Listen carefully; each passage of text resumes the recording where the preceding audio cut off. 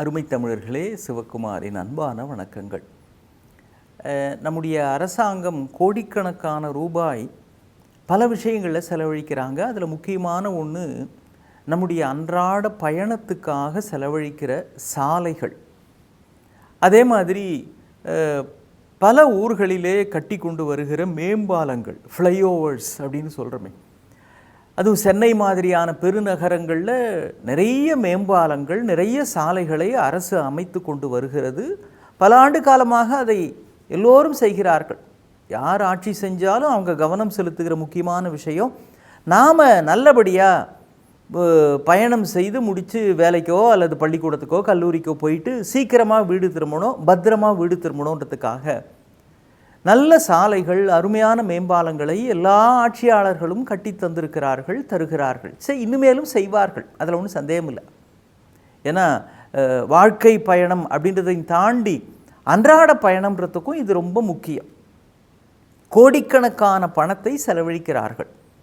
நான் ஏன் அதை திரும்ப சொல்கிறேன்னா, அது யாருடைய பணமோ கிடையாது, உங்கள் பணம், என்னுடைய பணம். நாம் வரியாக கட்டுறது தான் இப்படி சமூகத்துக்கு தேவையான நல்ல காரியங்களுக்கு பயன்படுத்துகிறார்கள். சரி, அண்மையில் நான் சொல்ல போகிற நடந்த ஒரு விஷயம், அது உங்களுக்கும் அந்த அனுபவம் இருக்கும். மேம்பாலத்தில் போய்கிட்டே இருக்கிறேன், எதிர்த்தாப்பில் ஒருத்தர் 2 வீலரில் போய்கிட்டுருக்கிறார். எதிர்த்தாப்புலன்னா முன்னால்.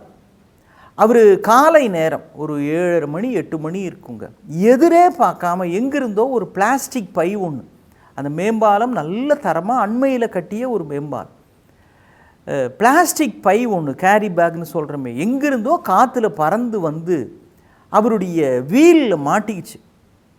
அவர் எதிரே பார்க்கல, டக்குன்னு பிரேக் போடுறாரு, தடுமாறி கீழே விழுந்துட்டார்.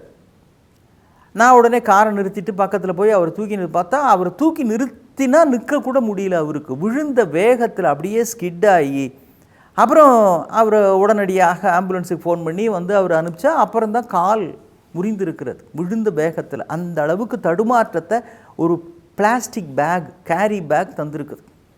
அது எங்கே வந்தது? அந்த சாலையில் மேம்பாலத்தில் தான் இருந்திருக்குது. மேம்பாலத்தில் ஒரு பிளாஸ்டிக் பேக், கேரி பேக் இருந்தால் இது மாதிரி செய்யுமா அப்படின்னா அப்புறம்தான் தெரிஞ்சுது. ஒன்றும் இல்லை, அங்கே முதல் நாள் இரவு வேறு யார், நம்முடைய பிள்ளைகள் தான், இளைஞர்கள் தான் என்ன பண்ணியிருக்கிறாங்க. இப்போ புதுசாக ஒரு ட்ரெண்டாக உருவாகிட்டு வருதான்.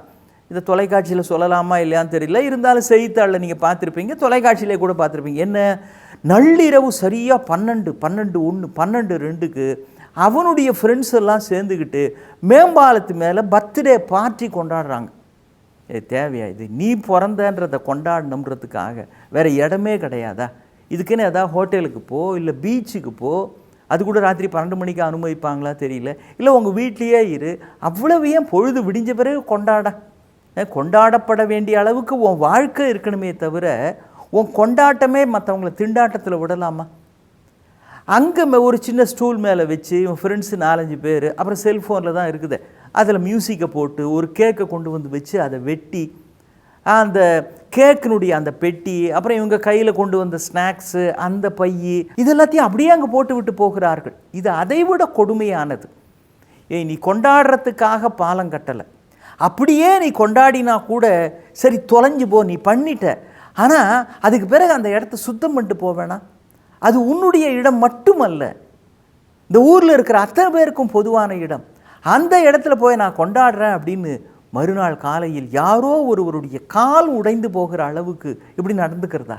இது எவ்வளவு கொடுமையான விஷயம். நினைத்து பார்க்கவே ஆச்சரியமாக இருக்கிறது. நமக்கு என்ற அரசாங்கம் தந்திருக்கிற ஒன்றை நாம் நம்ம பொருளை விட பத்திரமாக, கவனமாக பயன்படுத்த வேண்டும். நீங்கள் நிறைய பேர் பார்த்துருக்கலாம், இந்த பேருந்துலெல்லாம் வேர்க்கடலை சாப்பிட்டு தோலை அப்படியே போடுவாங்க, இல்லைன்னா பேப்பரில் மடித்து கொடுத்தா வேர்க்கடலை சாப்பிட்டு பேப்பரை அப்படியே போடுவாங்க. ஏதாவது ஸ்நாக்ஸ் இருந்தால் அந்த பையை அப்படியே, எங்கே பஸ்ஸில், ட்ரெயினில். இதுக்காகவே இதை தூய்மைப்படுத்துகிற நம்முடைய துப்புரவு தொழிலாளர்களை கொஞ்சம் நினைத்து பாருங்கள். தேவையில்லாமல் குப்பைகளை நாம் கீழே போடுகிறோம்.